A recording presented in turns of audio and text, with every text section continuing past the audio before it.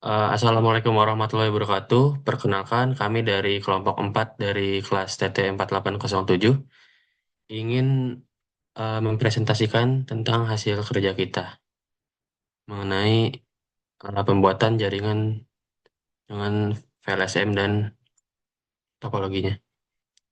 Oke, jadi tujuannya ini kita itu mempelajari topologi jaringan VLSM, routing RIP, DNS, HTTP, TCP/UDP, MAC table, dan juga ARP table.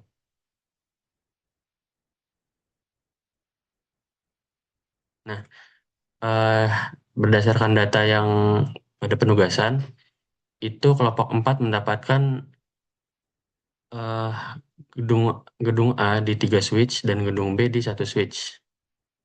Lalu untuk jumlah host tiap PC tiap divisi A, B, C, D-nya itu A itu 18 host, B itu 15 host, C itu 12 host, dan D itu 20 host.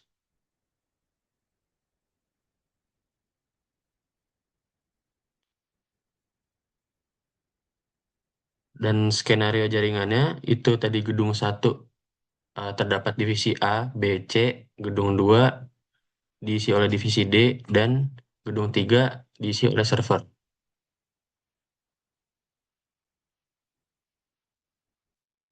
Nah, untuk topologi jaringan kelompok kami seperti ini. Jadi, kita menggunakan 3 router untuk eh, per gedung dan juga 1 router internet. Dan juga untuk divisi masing-masing kita pakai 2 PC representatif seperti pada gambar ini.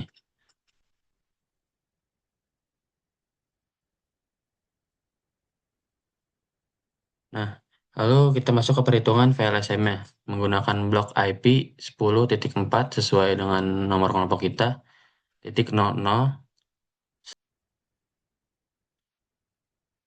Nah, ini contoh untuk VLSM yang sudah jadi. Nah, untuk perhitungannya sendiri, itu tadi kan dialokasikan dengan host yang terbesar terlebih dahulu ya. Jadi, host yang terbesar kan ada di divisi D itu 20 host, lalu divisi A 18 host, divisi B itu 15 host, divisi C 12 host, dan selanjutnya untuk routing P2P-nya.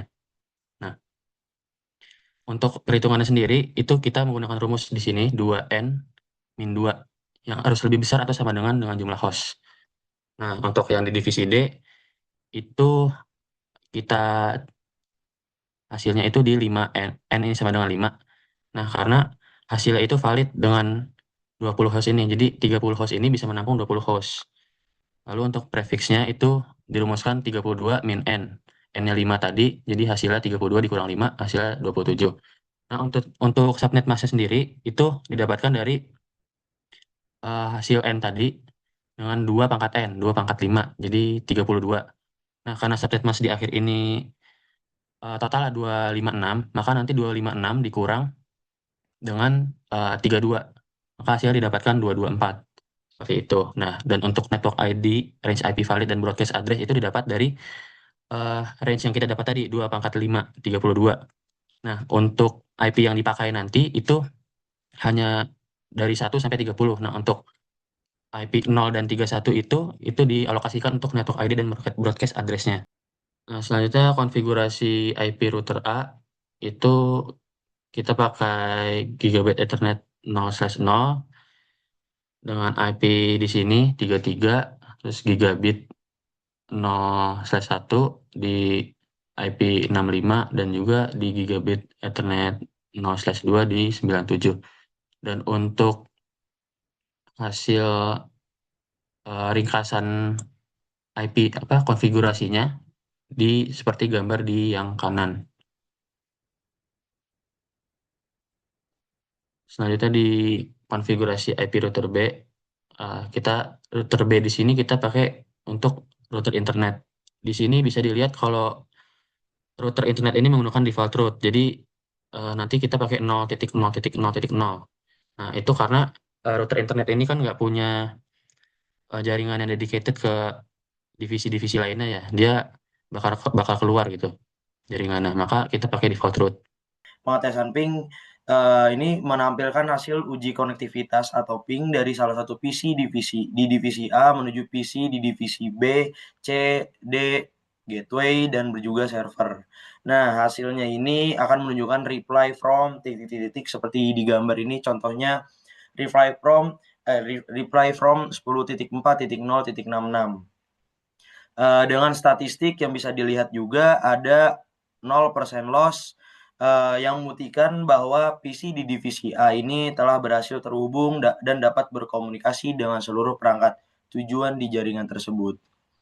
Bisa dilihat juga, boleh selanjutnya, yang tadi ke divisi B, PC divisi B, ini pun PC divisi C dengan reply from dari 98, dengan packet loss-nya juga 0%. Boleh selanjutnya.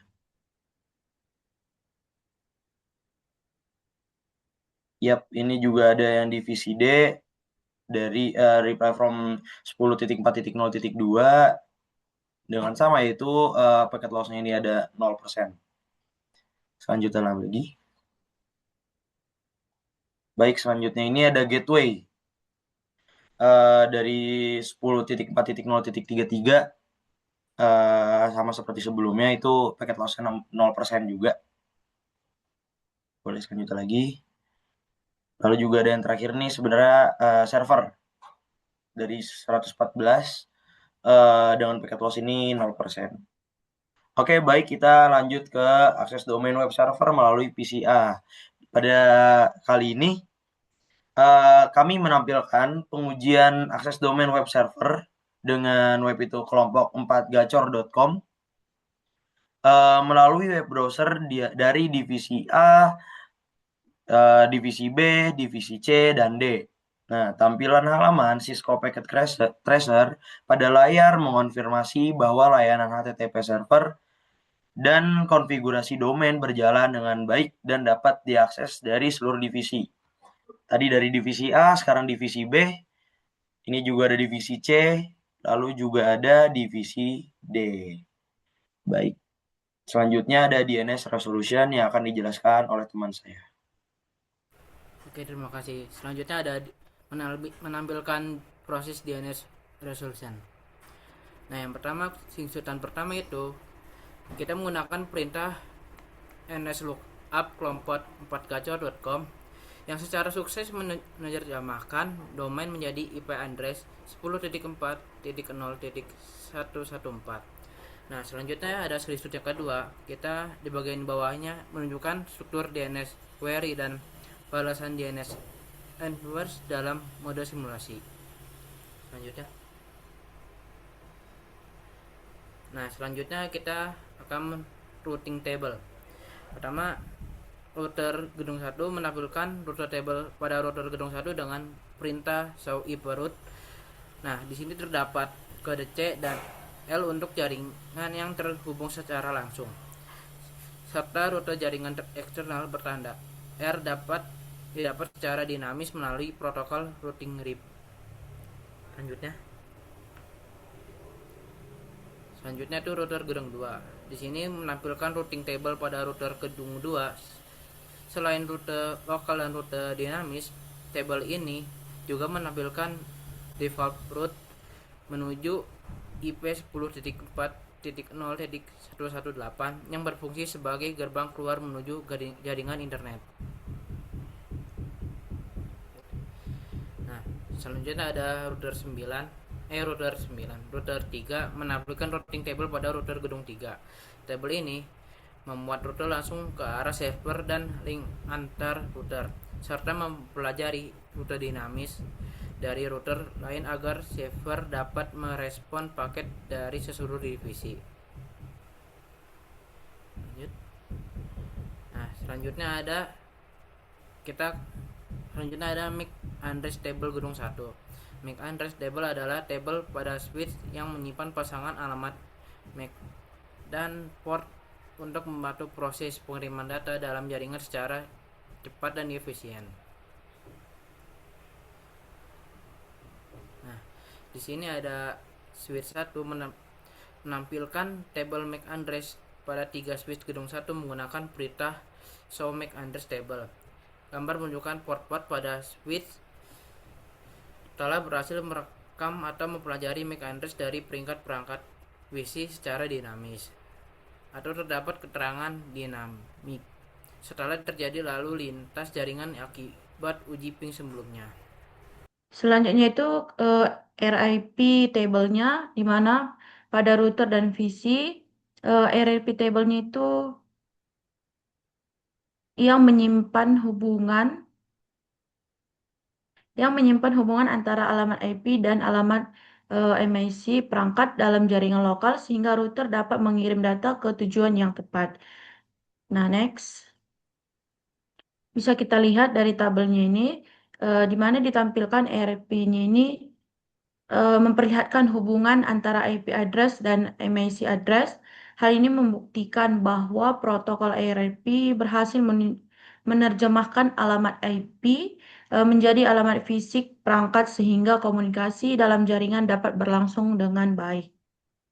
Oke, selanjutnya. Nah, selanjutnya kita masuk ke protokol DNS dan HTTP, di mana DNS berfungsi mencari alamat IP dari nama domainnya dan HTTP berfungsi mengirim dan menerima data halaman web antara browser dan server. Nah, saat membuktikan website, DNS bekerja terlebih dahulu, kemudian HTTP digunakan untuk mengambil isi websitenya. Next. Nah, di sini bisa kita lihat di mana pada simulation mode terlihat proses DNS dan HTTP. Nah, pertama DNS menerjemahkan nama domain menjadi alamat IP melalui DNS query dan DNS answer. Nah, setelah alamat IP ditemukan, klien mengirim HTTP request ke server dan server merespon dengan HTTP respon berupa halaman web yang diminta.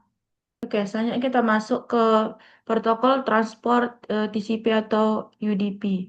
Nah, TCP digunakan ketika keakuratan dan keutuhan data sangat penting, sedangkan UDP itu digunakan ketika kecepatan lebih penting daripada keandalan pengiriman data. Oke, next. Nah, pada bagian ini bisa kita lihat di mana ditunjukkan cara kerja protokol TCP dan UDP pada layer transport. Nah, UDP menggunakan port 53. Boleh next.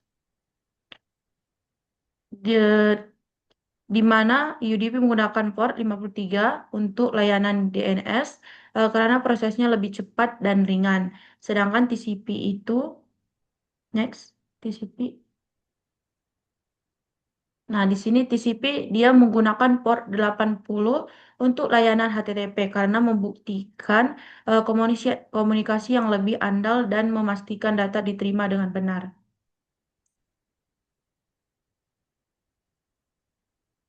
Oke, kesimpulannya yang dapat kami ambil di mana efisiensi pengalamannya itu alokasi IP address-nya dirancang menggunakan metode variable length subnet mask-nya itu yang diurutkan dari kebutuhan host terbesar. Nah, ini memastikan pemakaian IP sangat presisi dan mencegah pemborosan blok jaringan pada setiap divisi dan jalur antar routernya. Nah, arsitektur routing hybridnya itu yaitu jaringannya menerapkan strategi routing ganda. Nah, RIP-nya digunakan sebagai pertukaran root dinamis antar gedung internal. Nah, sementara double root-nya itu dipasang pada router internet sebagai gerbang keluar atau gateway yang efisien menuju jaringan luar tanpa membebani memori sistem. Yang terakhir itu validasi komunikasi berlapis. Nah, di sini pengujiannya membuktikan jaringan berfungsi sempurna dari lapisan bawah hingga lapisan atas. Baik, selanjutnya kita masuk ke demo connectivity terlebih dahulu. Jadi, di sini kita uji coba dengan PC A terlebih dulu. Jadi, kita bakal ping ke divisi B, salah satu PC-nya. Sini 66. Oke, berhasil. Lalu kita ping dari divisi A gedung 1 ke gedung 2 divisi D. IP-nya itu 2.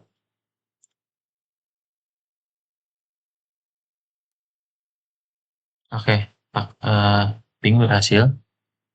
Lalu kita ping dari divisi A ke server. Di sini servernya IP-nya yaitu 114.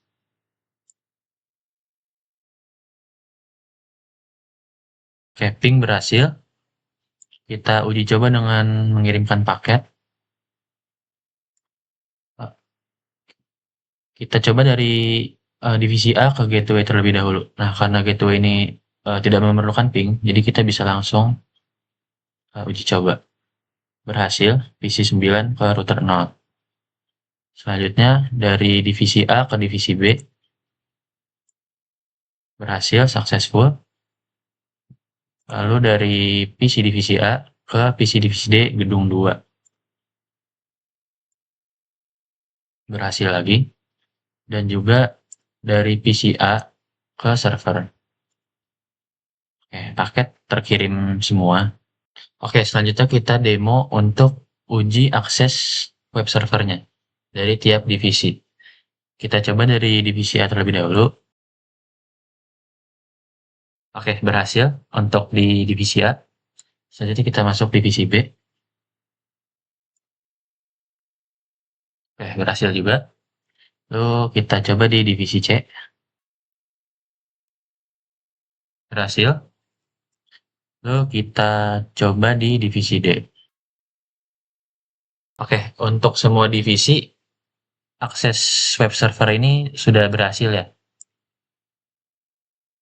Oke, selanjutnya kita masuk ke demo MAC address table. Di sini switch yang bakal kita demokan itu di divisi D.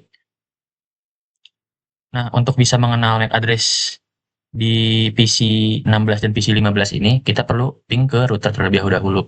Di sini IP routernya itu di 1. Nah, kita masukin aja. Oke, berhasil. Tuh, di PC 15.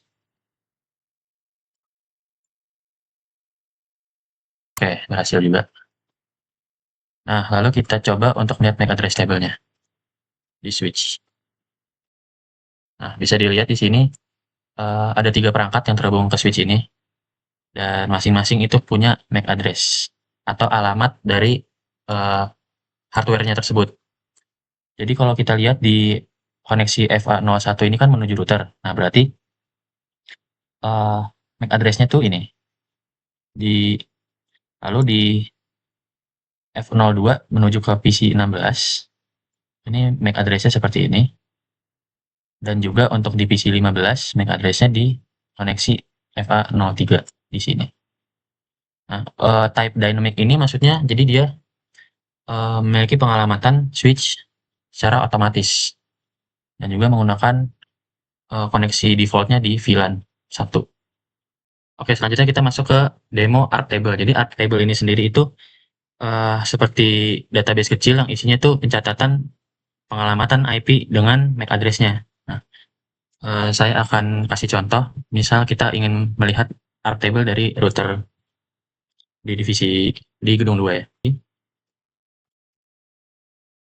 Nah, di sini bisa dilihat setelah tadi PC-nya kita koneksikan ke routernya, sudah tercatat di ARP-nya ya, table ARP-nya.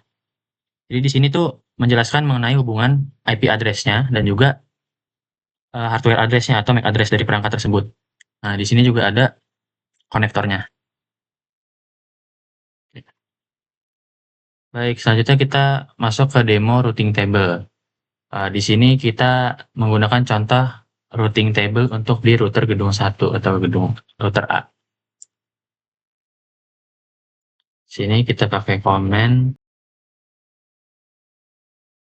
Di sini bisa terlihat ada kode-kodenya, misal L itu lokal, C itu connected, S static, R itu routing RIP dinamisnya dan sebagainya. Nah, lalu di sini ada barisan pengalamatannya nih untuk tiap koneksinya.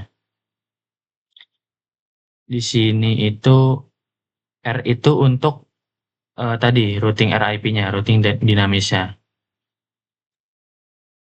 Di sini menggunakan konektor VLAN dan juga dari IP 0 ke 117, melewati 117. Dan di sini C ini untuk koneksi yang langsung perangkat ke perangkat, directed. Dan untuk L sendiri ini lokal, jadi dia ini menunjukkan IP address yang spesifik yang dipasang pada port router itu sendiri. Itu ada di simulasi DNS, HTTP, serta UDP TCP pada mode simulation mode. Nah, di sini kami sudah menggunakan filtersnya itu DNS, HTTP, TCP, dan UDP. Nah, caranya kita mengakses web server dari PC. Contoh kita menggunakan VC di PC 16, divisi D.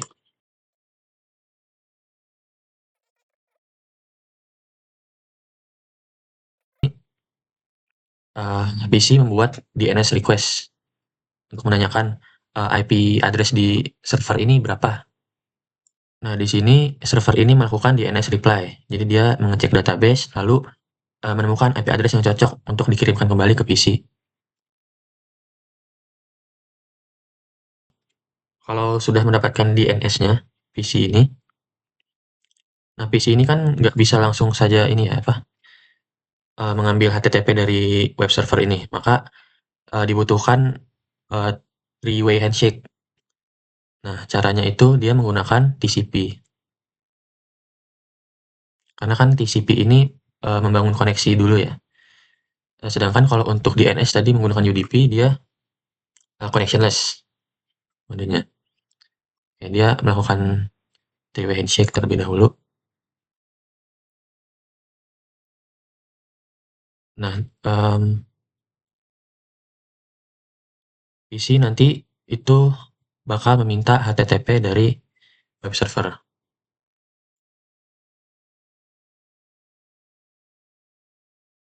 Jadi begitu di bagian HTTP terakhir pada PC, udah berhasil ya untuk masuk ke web servernya. Oke, mungkin untuk demo koneksi dengan simulation mode ini sudah berjalan dengan lancar ya. Web server sudah bisa diakses dan juga dapat divisualisasikan gitu. Oke, mungkin untuk demo kami sudah selesai. Terima kasih.